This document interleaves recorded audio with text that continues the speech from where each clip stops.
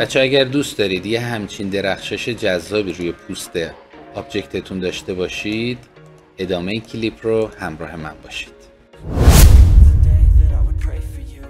سلام بچه، خیلی خوشحالم که همراه هم هستید. بچه اول یه تصویر که مد نظرتون هست رو باز میکنید. خیلی ساده است نحوه کارمون، یعنی من اون روش خیلی ساده رو میخوام بهتون بگم، روش های پیچیده تری هم هستش. خب میید اینجا ادجاستمنت ها رو باز میکنید، یه کرو میذارید روی کارتون. خب کرو رو، این انحناش رو میکشید انقدری که دوست دارید شاینتون ایجاد بشه. خب الان این شاین مثلا مد نظر ما هستش. خب روی کار نخوابیده، تصویر رو دفرم کرده.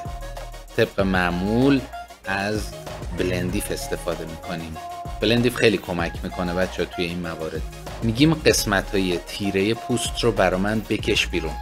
خب این هندل رو میگیرید میکشید جلو، میبینید این حالت که میشه یعنی داره قسمت های تیره لایه زیری رو توی کرو میکشه بیرون. آلت رو نگه میدارید، این هندل رو ادامه میدید. درست شد؟ خب حالا برای این تصویر لازم بود تا انتها بیادش. بچه این هندل رو هم همین کار رو باش بکنید، یکم جلو بکشید. خب شروع میکنه قسمت های روشن تصویر پایین رو برجسته کردن توی کرو بالا. هندل این طرف رو هم بکشید. خب تا اون برق اضافه از بین بره. درست شد؟ اوکی، این میشه بعد کارتون. طبیعتا غلظتش خیلی زیاده. میایید اینجا این اوپاسیتی رو کمش میکنید. خب الان این اوکیه. درست شد؟ یعنی یه شاین مد نظر ما ایجاد شد. ولی نکته، بعضی جاها خیلی براقه.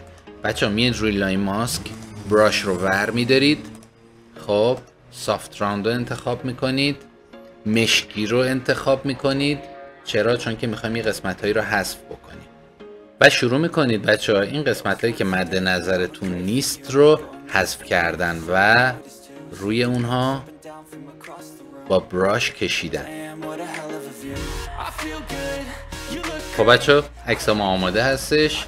این میشه قبل و بعد این شاین کردن پوست. امیدوارم که لذت برده باشید. ممنونم که همراه هم هستید. بدرود.